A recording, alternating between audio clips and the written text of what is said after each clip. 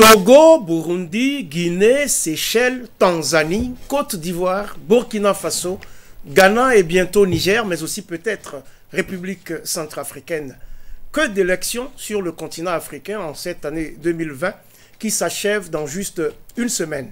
Des élections présidentielles notamment, couplées dans la plupart des cas avec des élections législatives organisées dans un contexte particulier de coronavirus, de défis sécuritaires et de crises sociopolitiques. Des enjeux multiples que nous vous proposerons de revisiter dans cette émission. Mesdames, Messieurs, bonsoir et bienvenue à ce nouveau rendez-vous de Périscope sur Burkina Info. Comme à l'accoutumée, deux invités ont accepté de partager avec nous leur regard périscopique sur ce round-up des élections qui ont marqué l'année 2020 en Afrique. Moussa Savadogo est formateur en sciences et techniques de l'information et de la communication. Bonsoir et merci d'avoir accepté notre invitation. Merci. Et puis Maourou Kanazoé, journaliste indépendant. Bonsoir et merci d'avoir accepté notre invitation. Bonsoir.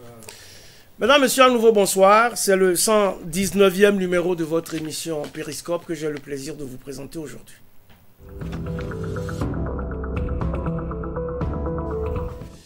Entre coronavirus partout et crise multiforme ci et là, les ions continuent de danser sur le continent africain avec des fortunes et infortunes diverses, notamment en Afrique de l'Ouest où pas moins de 5 scrutins présidentiels figurent dans l'agenda électoral du dernier trimestre de cette année 2020. Et l'on n'attend plus que le rendez-vous nigérien du 27 décembre prochain pour boucler la boucle. Des élections présidentielles et législatives au Niger le 27 décembre prochain donc, mais également en République centrafricaine où la situation socio-politique s'est à nouveau nettement dégradée. Alors, question, comment jugez-vous la situation dans ce pays d'Afrique centrale à la veille de ce scrutin? Moussa Savadogo. Merci. Le constat que je fais ou le sentiment qui m'anime, c'est un peu la tristesse parce que c'est un pays que je connais assez bien. C'est un pays où je travaille actuellement. J'y étais il y a à peine 2 semaines encore. Ce qui se passe ne peut alors que m'attrister. Mais quand on regarde dans le fond, rien de surprenant. Personnellement, rien de surprenant parce que depuis bientôt 1 an, déjà, les analystes attiraient l'attention sur les risques d'un dérapage, les risques de violence par rapport à ces élections-là. Des propositions ont été faites, notamment un consensus sur la date et les conditions qui vont entourer ces élections-là. Malheureusement, je pense que ce consensus n'a pas eu lieu. Et aujourd'hui, on voit qu'effectivement, le danger devient beaucoup plus grand. Le danger devient beaucoup plus grand. Est-ce que vous vous attendiez à une telle situation, Maourou Kanazoé? Je crois que Moussa Savadogo est bien placé pour analyser la situation. Et ce qu'il dit est, je crois, tout à fait exact. Depuis des années, le pays n'a pas connu, à mon avis, une paix durable. Avec l'élection du dernier président, le président actuel, on croyait qu'effectivement les choses allaient exactement s'apaiser. Il y a eu des accords multiples et tout. Mais force est de reconnaître que l'instabilité reprend le dessus. Il y a des accalmies. C'est une paix résiduelle en fait qui prévalait. Et donc voilà, avec l'arrivée du président, l'ancien président qui a été autorisé à rentrer dans le pays, Bozizé justement, et dont la candidature n'a pas été exactement acceptée. Et qui, semble-t-il, a des affinités avec certains groupes armés. Moi, je crois qu'il fallait s'attendre à cette recrudescence de l'insécurité. De nombreux groupes armés se partagent plus des 2 tiers de la Centrafrique. Et vous savez, la ville de Bambari, c'est la 4e ville du pays, est tombée ce 22 décembre aux mains de l'Unité pour la paix en Centrafrique, l'UPC. Pendant ce temps, Moscou a dépêché 300 instructeurs militaires sur place pour aider le gouvernement centrafricain qui dénonce une tentative de coup d'État. Moussa Savadogo, vous qui connaissez si bien ce pays, peut-on encore organiser des élections dans un tel contexte? Je pense que ça sera difficile. Mais peut-être pour bien comprendre ce qui se passe aujourd'hui, il faut faire un retour un peu en arrière sur ce qui s'est passé ces dernières années. On sait que la situation politique en RCA a beaucoup évolué. On sait que, en tout cas quand j'y étais, le débat était autour de ça. Ça a été très longtemps un précaré français. Jusqu'à récemment, où le président Touadéra a fait venir les Russes. Et là, au niveau de la communauté internationale, on voyait que les forces d'influence, les forces en présence avaient changé. Et dans la sphère politique, tout le monde ne voyait pas la chose de la même manière. Donc, ça faisait qu'il y avait un problème à ce niveau. La deuxième chose, c'est que quand on prend Bozizé aujourd'hui, quand même, il a été le président de Touadéra, qui fut son premier ministre. Donc, c'est des gens qui se connaissent. Malheureusement, c'est un pays qui n'a pas réussi à surmonter certaines choses. Et même avant ces élections, hein, le gouvernement central, le gouvernement de Touadéra, ne contrôle en réalité que 20% du territoire national. Donc, c'est-à-dire que tout le vaste 80% du territoire est entre les mains des forces des groupes rebelles. Bon, le consensus, une solution avait été proposée à Khartoum, c'était de mettre ces ministres-là, d'intégrer ces forces rebelles-là dans le gouvernement. Donc, effectivement, les forces rebelles sont représentées dans le gouvernement. Et ça donnait un peu plus de cacophonie, parce qu'on avait l'impression que chacun était là pour sa chapelle. Et donc, du coup, quand les élections sont arrivées, on a l'impression que le naturel reprend le dessus. Et Bozizé, la position de Bozizé, c'est un peu quand même compliqué parce qu'il y a quelque chose d'un peu bizarre. Bozizé fait l'objet d'un mandat d'arrêt en Centrafrique. Il est rentré en Centrafrique, il a eu une audience avec le chef de l'État sans qu'on l'arrête. On ne sait pas pourquoi. On ne sait pas pourquoi. Deuxièmement, quand il a posé sa candidature a été rejetée parce qu'on disait, la Constitution dit qu'il faut être là, il faut être sur le territoire national 1 an avant les élections. Et là, ça posait un problème. C'est-à-dire que 1 an avant l'ouverture de la campagne ou 1 an avant la date des élections, il y avait un problème. Et le problème, c'est que Bozizé a fourni la preuve qu'il était là 1 an avant. 1 an avant. Et le pouvoir, non pas le pouvoir, la Cour constitutionnelle a trouvé qu'il était rentré dans le pays de façon frauduleuse. Donc on ne pouvait pas dater le jour de sa rentrée. Donc du coup, ça a été invalidé. Et il s'est retiré. C'est ça qui a mis le feu aux poudres. Il s'est retiré. Pour le moment, on dit que c'est lui. Il s'est retiré dans son fief. Il a fait un meeting. Et puis juste avant que je quitte la RCA, il était parti au Tchad. Et puis voilà, je ne sais pas. Il semble qu'il est derrière. Mais personnellement, j'entends encore certains éléments là-dessus. Alors, élection ou pas, jusque-là en tout cas pour le président sortant, Faustin Archange Touadéra, candidat à sa propre succession, il faut maintenir coûte que coûte le rendez-vous électoral. Et c'est du reste la position des Nations Unies, Maourou Kanazoui. Ben oui, seulement comment organiser des élections crédibles et transparentes et acceptées de tous dans un tel contexte où, Moussa le disait, 20% du territoire seulement sont contrôlés par le gouvernement et tout le reste du pays. Moi, je me dis, il y aura probablement un simulacre d'élection parce que lui, peut-être qu'il a besoin de légitimer un nouveau mandat et non pas laisser un vacant, en fait, une sorte de vacance du pouvoir en cas de non-tenue des élections. Mais moi, à mon avis, ça ne va pas changer grand-chose, même si ces élections se tiennent, à la situation en tout cas sécuritaire. La situation n'incline pas à ces élections. D'ailleurs, de plus en plus, enfin, quelques candidats ont commencé même à retirer leur candidature. Donc, on a encore quelques jours pour y voir un peu plus clair. La Centrafrique, c'est un État fantôme hier, après avoir accumulé coups d'État et guerre civile. Cette République centrafricaine peine donc à retrouver depuis le retour de l'ordre constitutionnel en 2016. C'est à ce moment-là que Faustin Archange Touadéra donc était élu. Le Niger, lui, semble avoir réussi son retour démocratique de 2011 et Mahamadou Issoufou, qui dirige le pays depuis, s'apprête à passer la main au terme de 2 quinquennats à la tête du pays. C'est une belle nouvelle, non, Maourou Kanazoui? Oui, dans cet environnement quelque peu morose où on remet en cause l'alternance pratiquement, où le 3e mandat est redevenu à la mode, je crois que ça jette une sorte de lueur dans ce paysage morose, comme je le disais. Même si il faut regretter que le principal opposant président a été mis à l'écart. Je parle de Ama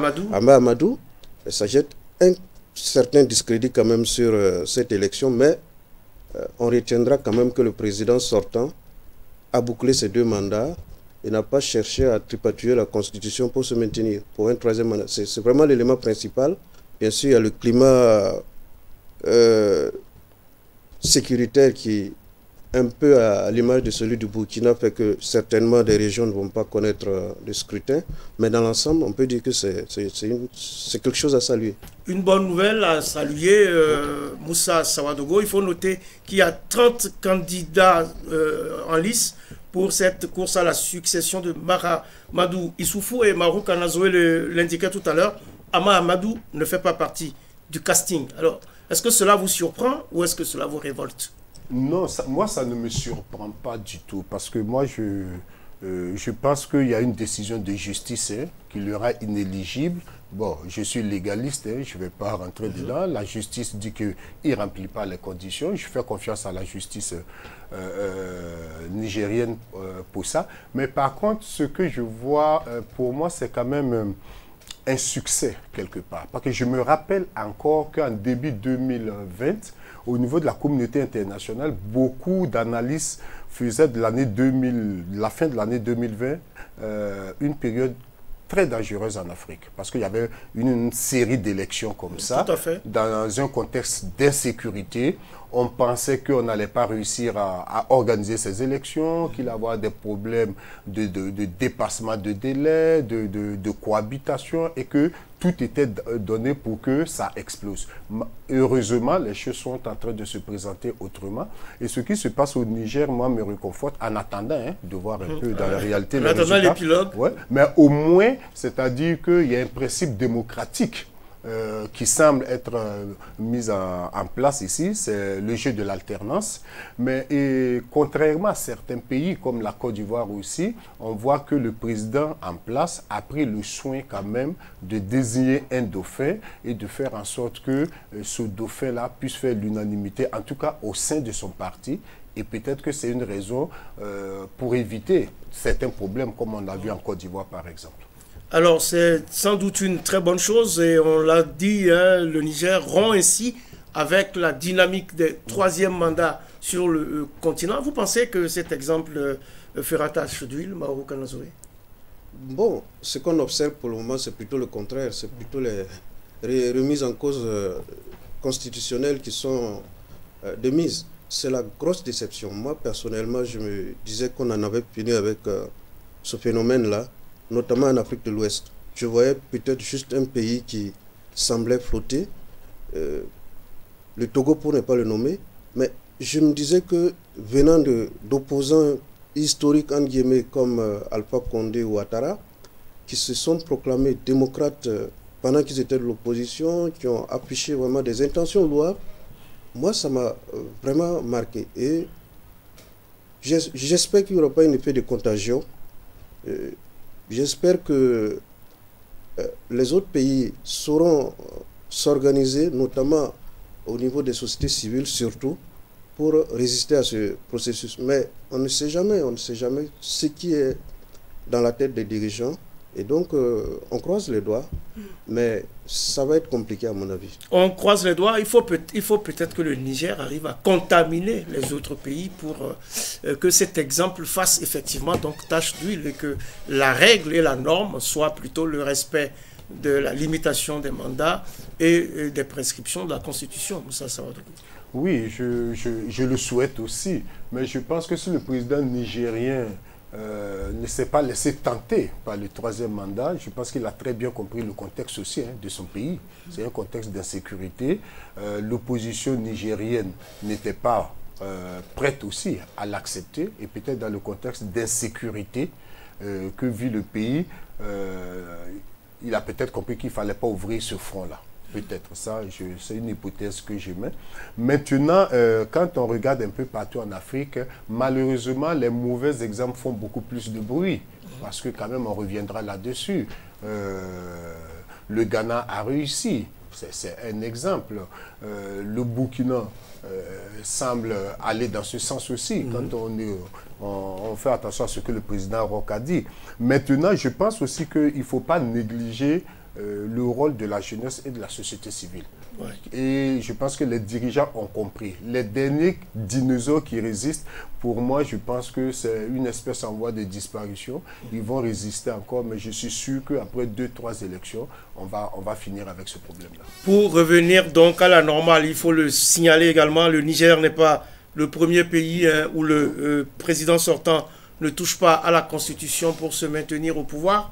On peut notamment citer le Bénin, qui a enregistré depuis la conférence nationale de février 1990, eh bien, 4 alternances au sommet de l'État en 1991, 1996, 2006 et 2016. Pour le Niger, on peut donc se réjouir tout de même, continuité ou pas, parce que vous avez parlé tout à l'heure d'alternance, mais on ne sait pas encore si c'est véritablement une alternance qui sortira des urnes. Qu'il y ait alternance ou pas, eh bien, et en attendant les lendemains du scrutin du 27 décembre prochain, eh bien, ce sera la toute première fois au Niger qu'un président démocratiquement élu passera le témoin à un autre président démocratiquement élu. Si, c'est historique. Et c'est en cela que je dis que c'est un exemple, un modèle, notamment dans l'aspect alternance. Pour le reste, comme je l'ai dit, quand on gratte un peu plus, il y a des problèmes qu'il va falloir résoudre en faisant en sorte que dorénavant la vie politique soit mieux assainie, les relations entre acteurs politiques soient empreintes de plus de courtoisie et de respect de l'autre. Pour le moment, ça n'a pas toujours été le cas malheureusement, et donc il faudra corriger cet aspect. Probablement aussi la gouvernance qui doit être revue. Je crois qu'un audit a été fait au ministère de la Défense qui a révélé de grosses lacunes. Tous ces aspects sont à corriger. Donc la gouvernance elle-même, dans un pays très pauvre, avec quand même des ressources très importantes, il va falloir vraiment que cette croissance partagée dont on parle tant soit effective. Il faut partager la croissance. Oui, Moussa Savadogo, c'est très beau cette formule. Président démocratiquement élu qui passe le témoin à un autre président démocratiquement élu. Ça devrait être la règle un peu partout. C'est ce qu'on espérait déjà pour la République centrafricaine avec Faustin Archange Touadéra, mais ça n'apprend pas le chemin. Non, ça ne prend pas le chemin. Je pense que chaque État a son histoire. Et puis, une fois de plus, faisons attention, ne nous laissons pas piéger par les concepts. Je me rappelle qu'en 1989, juste après la chute du mur de Berlin, on pensait que la démocratie, c'était organiser des élections. Tout le monde voulait organiser des élections. Bon, c'est bien, mais est-ce que ça nous a apporté vraiment le bonheur qu'on recherchait? On peut s'interroger. Aujourd'hui, on parle d'alternance, alternance. OK, mais je pense qu'au-delà de ces concepts-là, un peu comme le disait Kanazoué, il faudrait qu'il y ait une gouvernance qui fait que quand il y a changement au sommet, qu'on sente que réellement il y a une valeur ajoutée. Ouais, il peut y avoir changement au sommet sans que ça ne soit alternance, voilà. Sans que ça ne soit une alternance. Exactement. Et si on fait ça, si on n'arrive pas à faire ça, c'est-à-dire on reste dans un jeu de dupes où on change Pierre par Paul et puis c'est la même chose, qu'on se rend compte que Pierre et Paul c'est pratiquement la même personne. Et je pense qu'il faut qu'on dépasse ça. Je pense que ce dont nos peuples ont besoin aujourd'hui, c'est oui, l'alternance, mais une alternance pas seulement des hommes, mais aussi des visions, pour des visions meilleures que la précédente. Et je pense que c'est dans ce sens qu'il faudrait qu'on travaille tous, surtout la jeunesse, la société civile, mais que les hommes politiques qui veulent le pouvoir comprennent que c'est par ce moyen-là seulement qu'ils pourront asseoir leur légitimité. Oui, alors très rapidement, hein, comme on est au Niger, il y a 30 candidats à l'élection présidentielle, il y en avait 41 au départ. Est-ce qu'il y a 30 visions, comme vous parlez de vision, pour développer le Niger, pour qu'aujourd'hui les Nigériens aient à choisir entre 30 personnes? Oh, moi, je ne crois pas. Ça, c'est d'ailleurs... Mais vous savez, ces questions-là sont assez délicates. Parce que on ne peut pas être démocrate comme moi et empêcher que quelqu'un pose sa candidature. On dira toujours, c'est au peuple de choisir. OK, d'accord. Mais je pense qu'il y a quand même une certaine éthique, pour ne pas parler de morale politique, parce que visiblement, je pense qu'il y a des candidats qui savent que franchement, ils feront même moins que de la figuration et ils vont. Peut-être qu'il y a un agenda caché, je ne sais pas, on est en politique. Mais pour moi, souvent, beaucoup font la preuve de leur manque de sérieux. Et je pense que c'est au peuple de décider après. Alors, plutôt que de parler d'alternance, il faut plutôt parler d'alternative, Mauro Kanazoe. Ben oui, les deux vont de pair. Hein. L'avantage un peu de la démocratie que nous appliquons là, c'est que bon, chaque 5 ans ou chaque 7 ans ou chaque 4 ans, selon le cycle qui aurait été choisi par le pays en question, on a au moins la possibilité de se choisir un autre dirigeant. Si ces règles-là sont bien respectées, si les élections sont transparentes, moi je me dis que 5 ans dans la vie d'un pays, c'est pas grand-chose. 10 ans même. Et donc chaque peuple au moins a la possibilité de renvoyer les gens qui ne sont pas compétents à leur famille. Alors vous dites de renvoyer les gens qui ne sont pas compétents, mais s'ils sont compétents, pourquoi les renvoyer alors? Non. S'ils ont fait 5 ans, ils ont fait 5 nouvelles années, ils sont là 10 ans, ils sont compétents. Mais justement, pourquoi on a besoin de les renvoyer? Tout dépend des règles du jeu. Tout dépend des règles du jeu. S'il n'y a pas de limitation de mandat, il n'y a pas de problème. En Allemagne, la chancelière est là depuis plus de 15 ans, mais personne ne s'en plaint. Parce qu'il n'y a pas de limitation de mandat. Donc, moi, je crois qu'il faut tout simplement respecter les règles du jeu. Si ça c'est fait, bon, pour le reste, ça passe. Il faut respecter les règles du jeu, Moussa Soadou. Oui, je pense qu'ici, le problème, c'est que je pense que chaque société définit ses objectifs, sa vision et élabore le chemin, le parchemin à suivre pour atteindre ces objectifs-là. Si le peuple a dit, écoutez, le mandat, c'est 2 ans, c'est 2 mandats, c'est peut-être en tenant compte de son contexte. Et je trouve quand même pas normal que quelqu'un arrive, élu sur cette base-là, et sans chercher à faire l'unanimité ou le consensus, parce qu'il dispose des appareils répressifs de l'État, il impose un changement dans son intérêt à lui seul. Et si ce changement était d'ailleurs dans le sens de l'intérêt général, il n'y a pas de problème, hein, comme Kanazoe l'a dit. En tout cas, avec l'Allemagne, on voit que quand les institutions fonctionnent bien, le pouvoir va au-delà de l'individu. Parce qu'il y a Angela Merkel, elle est là, les Landes sont assez puissants. Oui, alors si les institutions fonctionnent bien, il n'y a pas de problème. Ce qui nous fait nous rappeler cette belle phrase de Barack Obama qui dit qu'il nous faut plutôt des institutions fortes. Eh bien, au Burkina, on peut saluer en tout cas la tenue, le 22 novembre dernier, d'élections dans un climat apaisé, malgré le contexte sécuritaire très difficile que vit le pays. Donc là aussi, c'était un rendez-vous crucial, important dans l'agenda électoral du continent africain. On avait très peur, mais finalement, on peut dire que tout s'est bien passé, Mauro Kanazoe. Ah oui, je crois que c'est un ouf de soulagement qu'on a poussé, parce que là, des prédictions nous laissaient voir presque le chaos. Et même l'opposition a un peu aussi remué le couteau dans la plaie, parce que chaque fois on entendait dire que voilà, bon ben, nous n'acceptons pas ci, nous n'acceptons pas ça. Et donc, il y avait une tension dans l'air. Et fort heureusement, la sagesse a prévalu. Et en dernier ressort, on a vu que bon, ben, la responsabilité a pris le dessus sur les égos, les guerres d'égos et autres. Et donc voilà, on s'en sort très bien. Et je crois que c'est la force du Burkinabé. Ce n'est pas la première fois. Les crises, quelqu'un me disait la dernière fois, un homme politique très averti, qu'au Burkina, une crise n'a jamais dépassé plus de 3 jours. Hein, et ce n'est jamais allé très loin. Et donc voilà l'exemple qui nous a été donné à voir avec cette élection dans notre pays, qui est à mettre au crédit de tous les acteurs politiques, opposants comme majorité, et même la société civile. Donc vraiment, je crois qu'il faut saluer cet exemple de passage de ce cap très important, mais parfois effrayant dans nos pays. Ailleurs, c'est une formalité, mais chez nous, dans nos pays en Afrique, c'est une source d'angoisse. Une source d'angoisse, oui. Alors, il y avait une crise sécuritaire. Il y a toujours cette crise sécuritaire, crise humanitaire avec plus d'1 million de personnes déplacées internes.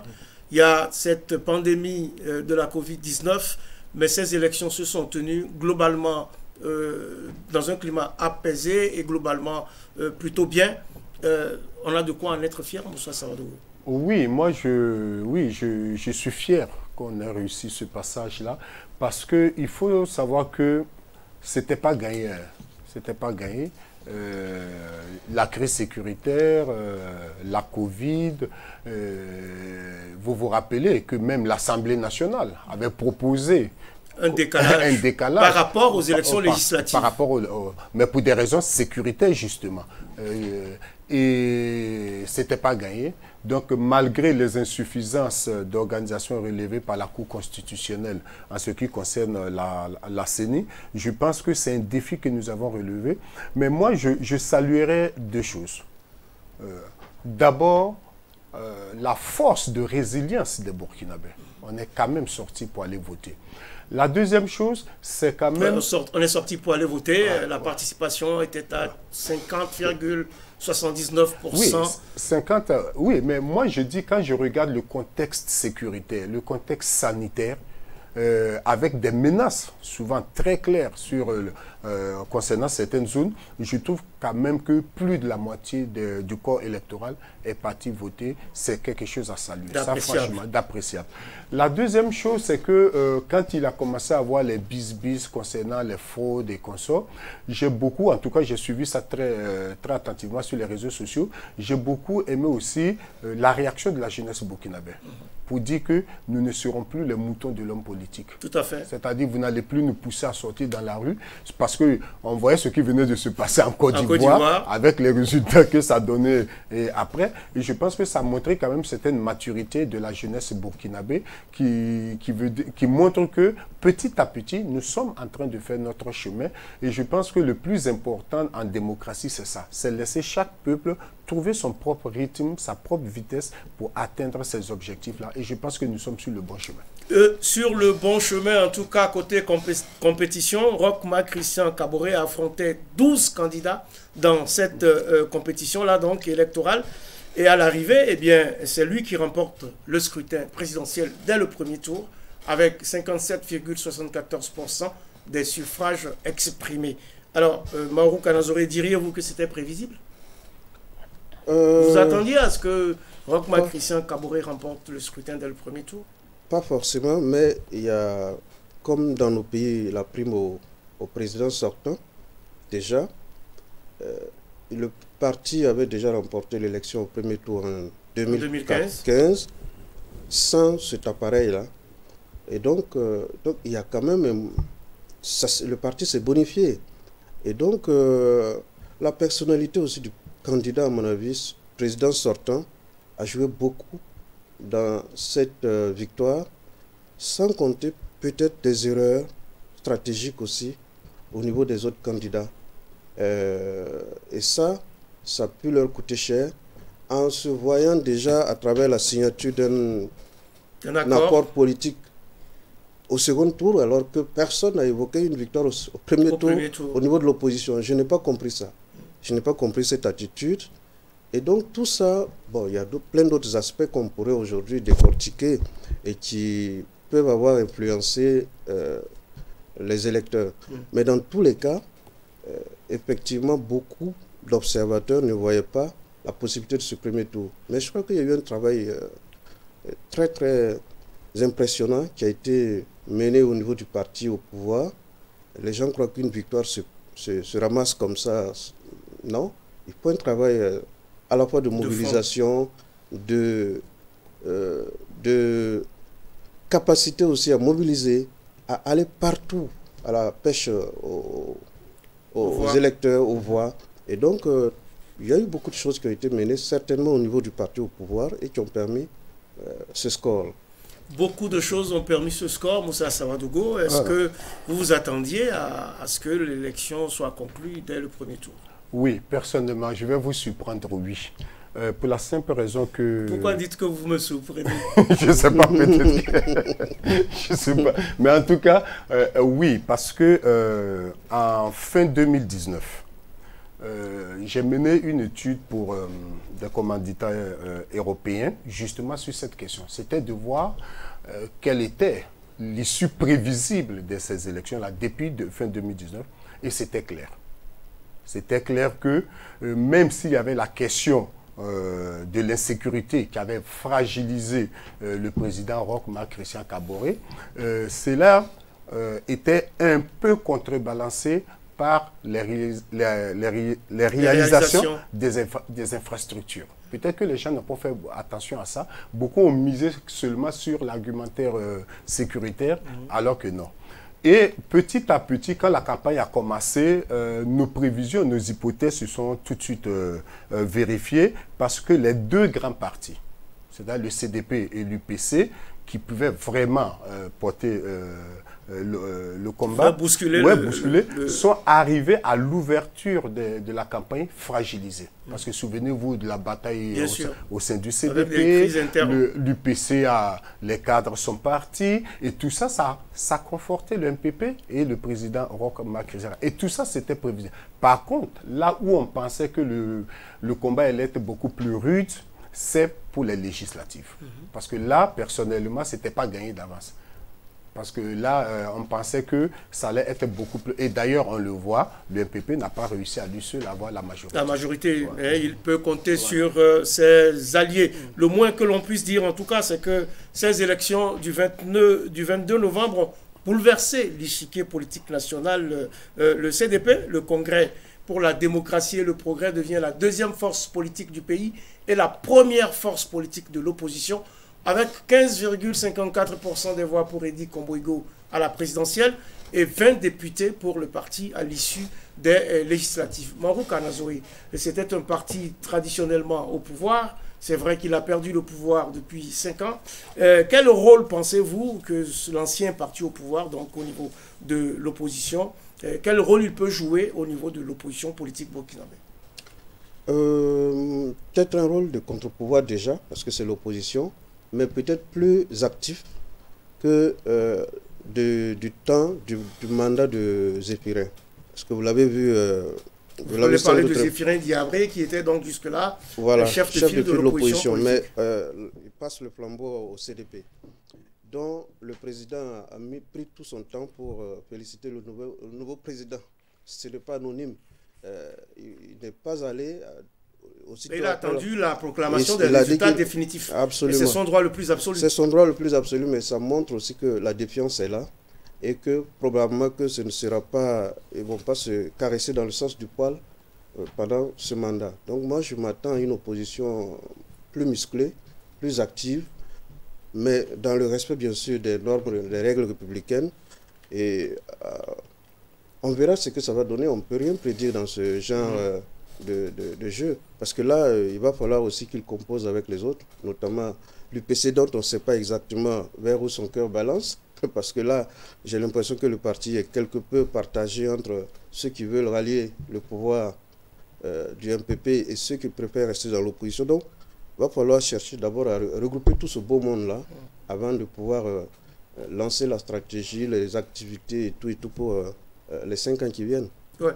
C'est quasiment la première fois peut-être qu'un parti qui est longtemps resté donc au pouvoir se retrouve dans cette position d'opposant et d'opposant en chef, si j'ose dire. Est-ce que vous pensez que le CDP a donc les ressorts pour jouer un rôle politique au sein de l'opposition, rassembler l'opposition et puis générer peut-être de nouvelles stratégies, de nouvelles dynamiques pour les combats futurs? Je ne sais pas si le CDP pourra fédérer l'opposition. Par contre, ce que j'observe, c'est que le CDP reste quand même, au regard des résultats, un parti assez puissant. Parce que, souvenez-vous, en 2015, les élections de 2015, beaucoup de ces cadres ont été exclus. Mais ça ne l'a pas empêché d'arriver à l'Assemblée nationale. Avec 18 députés. Avec 18 députés. C'est-à-dire qu'il y a un ancrage territorial au niveau du CDP qu'il ne faut pas négliger. Et cette fois-ci encore, malgré la scission des cadres entre les partisans de Kadri Désiré Ouédraogo et ceux de Eddy, il arrive en deuxième position.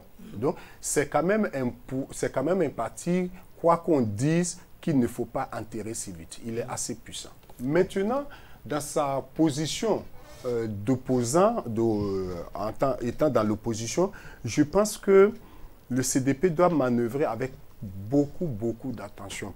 Pourquoi? Parce qu'il faudrait qu'il affirme sa position en tant qu'opposant. Donc, il faudrait qu'il donne sa position. Il faut qu'il tranche clairement, qu'on sache, surtout qu'il y a une rumeur en sa défaveur qui pense que MPP et CDP, c'est la même chose. Voilà, parce que le MPP est sorti des entrailles du CDP. Donc, il faudrait qu'Edi puisse s'affirmer et qu'il ne commette pas l'erreur qu'il a commise pendant la campagne en s'effaçant derrière Blaise Compaoré, où on ne l'a pas vu vraiment assumer tout son charisme, etc. Dans le même temps, le CDP est en position parce qu'il négocie quelque chose, c'est le retour de son leader. Et c'est pour cela qu'il répète même lors de la rencontre avec la rencontre de félicitations. Avec le président réélu. Et il est encore revenu, il a dit, le président a dit la réconciliation. Donc, je ne sais pas si la carotte de la réconciliation permettra au CDP vraiment d'être dur comme il faut, comme il faut. De toute façon, le président réélu a donné des gages pour cette réconciliation et donc a annoncé un forum au cours du premier semestre, je crois, de l'année 2021. En tout cas, cette élection nous a livré beaucoup de surprises. Le NTD, par exemple, Nouveau Temps pour la démocratie, a fait une énorme percée, se hisse à la 3e place au terme des législatives, passant de 3 à 13 députés. Un NTD donc qui brûle la politesse à l'Union pour le progrès et le changement UPC, désormais 4e force politique du pays. Marou Kanazoe, là aussi, avez-vous été surpris par cette prouesse du NTD? Pas trop, parce que là, je suis le NTD depuis quelque temps, et ils sont sur le terrain en permanence. Ils n'ont pas attendu la campagne électorale pour courir derrière les électeurs. C'est un parti, à mon avis, qui s'est construit depuis sa création, qui a parcouru tous les hameaux pour effectivement prêcher son message. Et donc, il y a une stratégie qui a été mise en œuvre, en branle, et je crois que le parti a mis surtout l'accent sur les zones où il était en position de force. Et donc, il a choisi des fiefs. Au contraire de certains partis qui peut-être ont éparpillé un peu leur voix un peu partout, et qui, alors que au regard du mode de scrutin, si vous n'avez pas un certain nombre de voix, vous n'avez pas de siège. Eh bien, vous restez en rade. Et donc le parti a sans doute compris ça et a ciblé des zones où il savait qu'il avait des forces qui pouvaient lui permettre d'avoir des élus. Et voilà que ça a marché. Ça a marché. Une bonne stratégie donc électorale pour le NTD et qui a payé. Oui, et au contraire des autres partis, par exemple. Et qui a payé. Moi, c'est vrai, contrairement à Kanazoe, ce n'est pas un parti que j'ai beaucoup suivi. Donc, mais quand j'ai vu les résultats, j'ai dit, waouh, qu'est-ce qui s'est passé, quoi. Et en fouillant un peu, effectivement, je pense qu'ils ont fait un choix stratégique. C'est en se focalisant sur les zones où ils pensent que là, on a vraiment une force de frappe. Et l'autre chose, c'est qu'ils ont vraiment choisi la communication de proximité. C'est-à-dire qu'on ne les voyait pas venir, ils ont fait un travail et je pense que ça a payé. Ça a payé, en tout cas l'élection est passée, tout est rentré dans l'ordre, pratiquement tous les adversaires de Roch-Marc Christian Kaboré ont fait le défilé pour le féliciter. Roch-Marc Christian Kaboré remporte donc ce scrutin avec 57,74% des voix. C'était le premier tour, il est suivi de Edi Komboigo du CDP avec 15,54% des voix et de Zéphirin Diabré avec 12,46% des voix. Le reste, évidemment, c'est Kadré qui tient la 4e place avec 3,36% des voix et Taïrou Bari, en léger fléchissement par rapport à 2015, s'en sort avec 2,18% des voix. Après le Burkina, eh bien, les Ghanéens étaient également aux urnes. C'était le 7 décembre dernier. Pays de tradition démocratique, exemple sur le continent.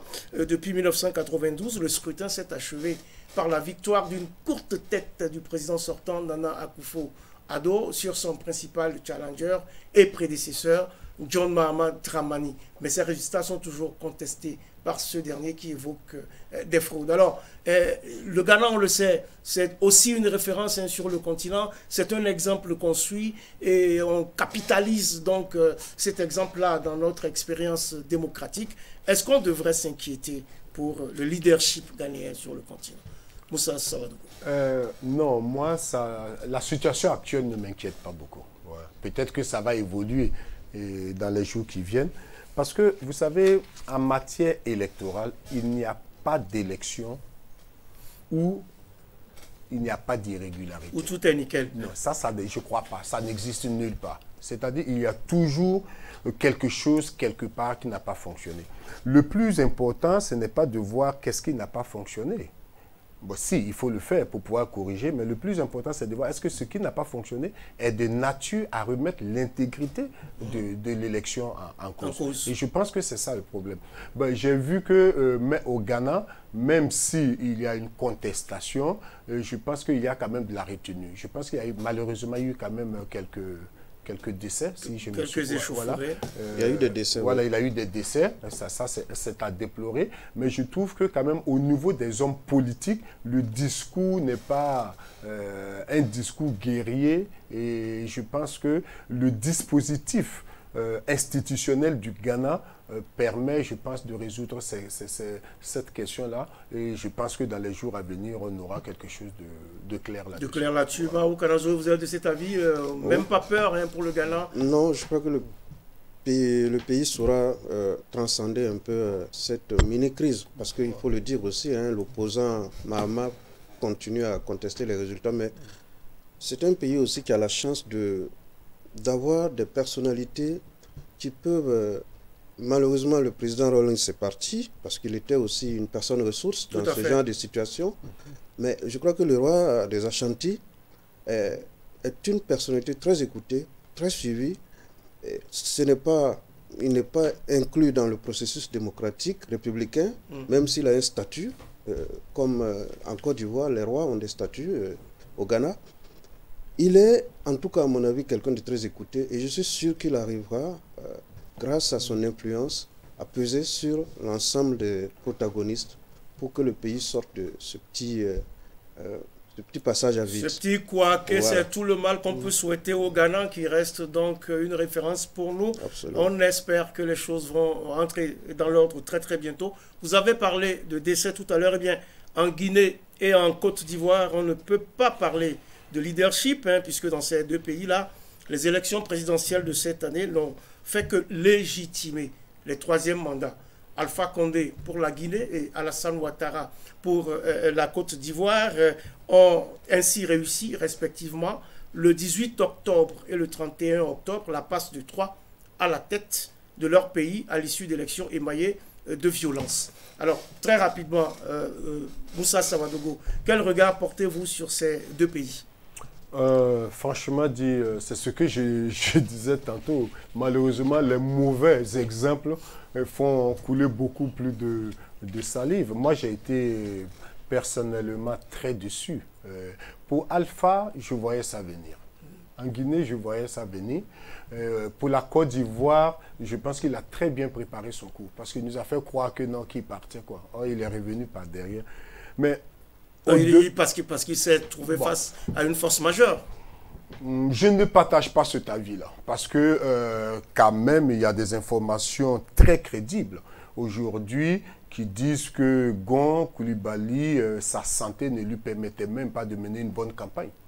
Parce qu'il était très faible. Donc, je sais que Alassane a été mieux informé que nous sur son état de santé. Je ne veux pas faire de procès d'intention. Ah oui, surtout pas. Voilà. Et même dans un état démocratique, je pense que même si quelqu'un est parti, quand même, on a plus de 25 millions d'habitants en Côte d'Ivoire. On peut trouver quelqu'un pour le remplacer.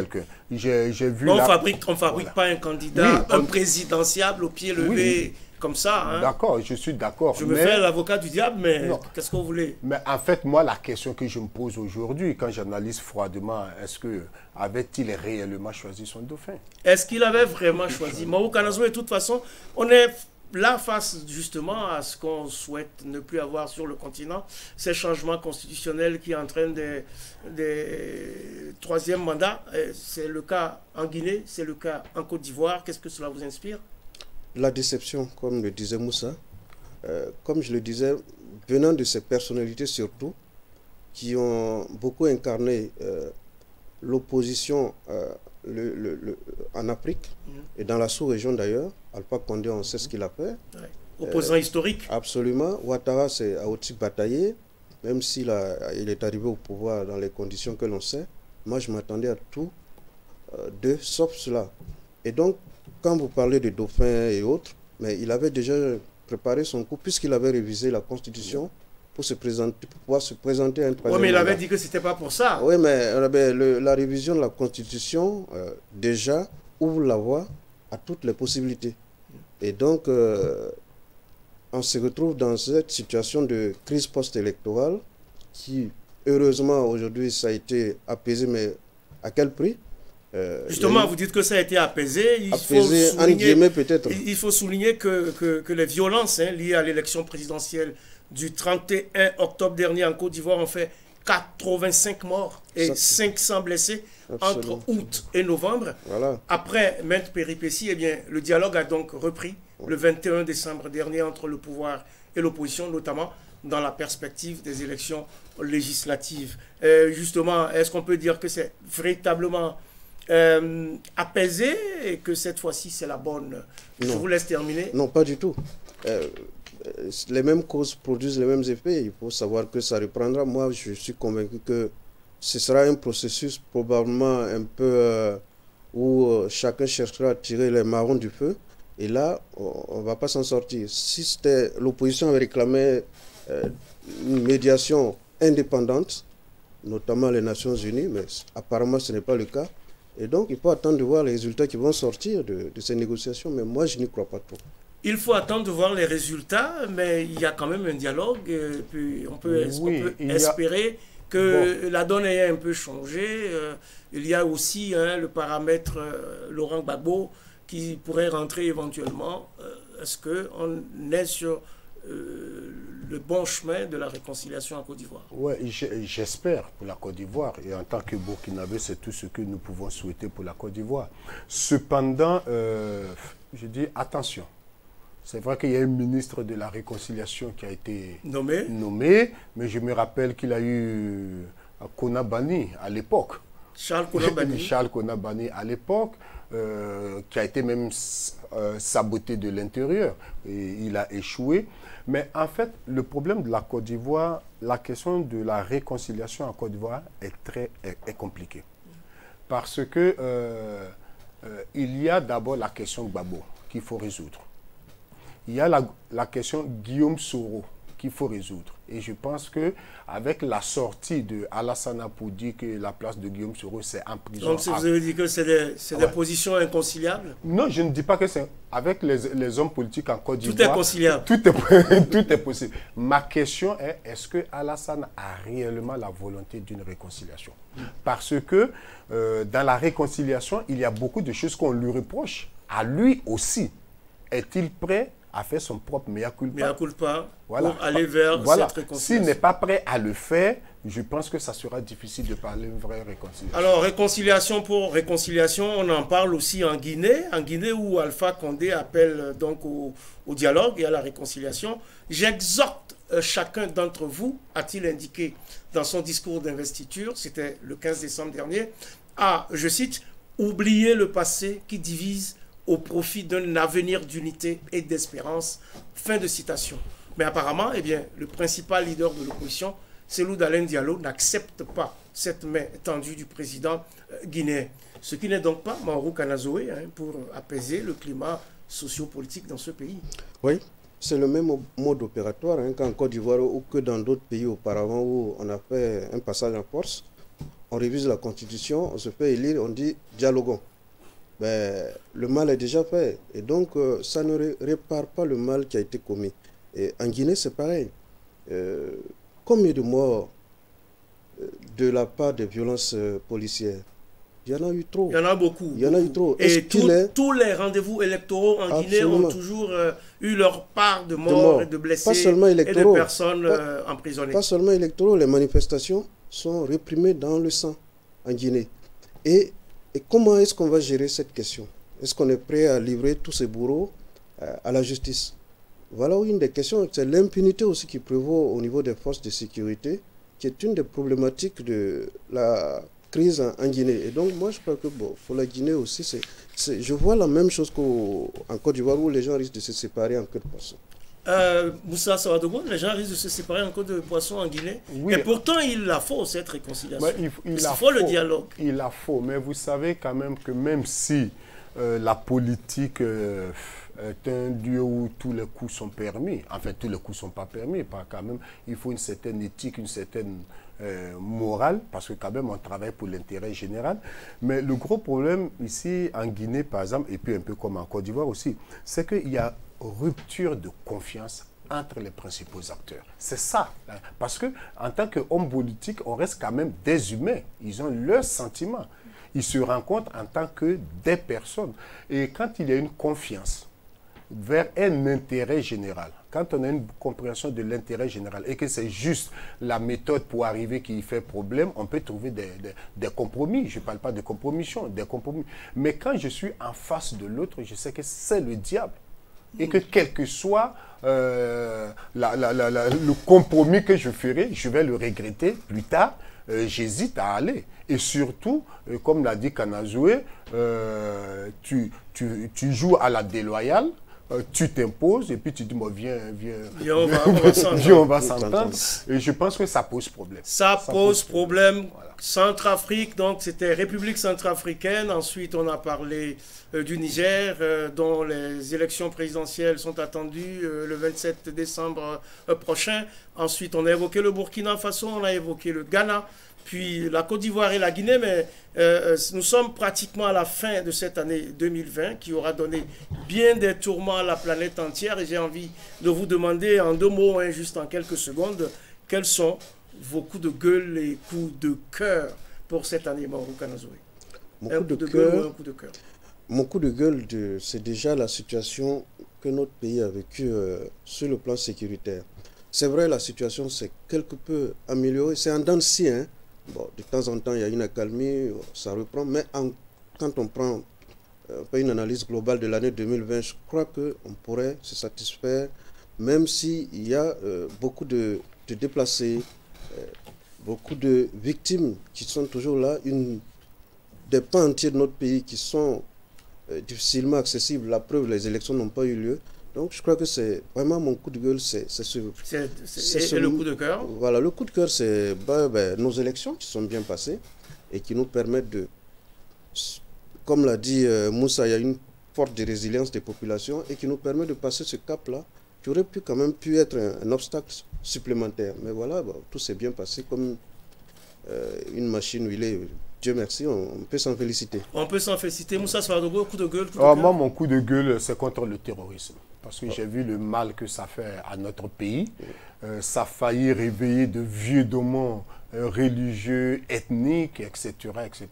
Mais grâce à la résilience et au vivre ensemble, on a réussi à contenir ça. Donc vraiment, le terrorisme, coup de gueule. Mon coup de cœur, franchement, ce sont nos forces de défense et de sécurité.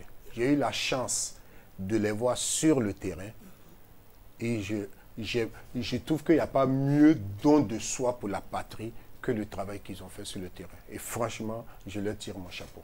On tire le chapeau aux forces de défense et de sécurité. Ils font un travail merveilleux. C'est très difficile, mais pourtant, ils sont là pour nous protéger. Soutenons-les à tous les instants. Mesdames, Messieurs, ainsi s'achève votre émission Périscope numéro 119 qui recevait pour vous Moussa Sawadogo. Il est formateur en sciences et techniques de l'information et de la communication. Merci pour vos éclairages. Merci. Également sur le plateau de Périscope aujourd'hui, Mauro Kanazoué, journaliste indépendant. Merci pour vos éclairages. Merci. La réalisation de ce numéro de Périscope porte la griffe de Abibata Clarisse Sawadogo Benao, que je remercie, ainsi que toute l'équipe technique qui l'a appuyé. Abdul Kader Ouedraogo sur les caméras, Aminata Peggy Sanogo était au son, et Herman Gila a assuré le défilement prompteur et les synthés. Mathias Kambou était, lui, à la diffusion. Merci également à vous toutes et à vous tous pour votre fidélité à cette émission. N'oublions pas, tous ensemble, de prendre soin les uns des autres, surtout en ces temps de coronavirus, où nous devons inscrire le respect des gestes barrières dans nos actes quotidiens. Mais prenons également date pour le prochain numéro de Périscope, même jour, même heure, sur la chaîne qui vous donne les clés du monde.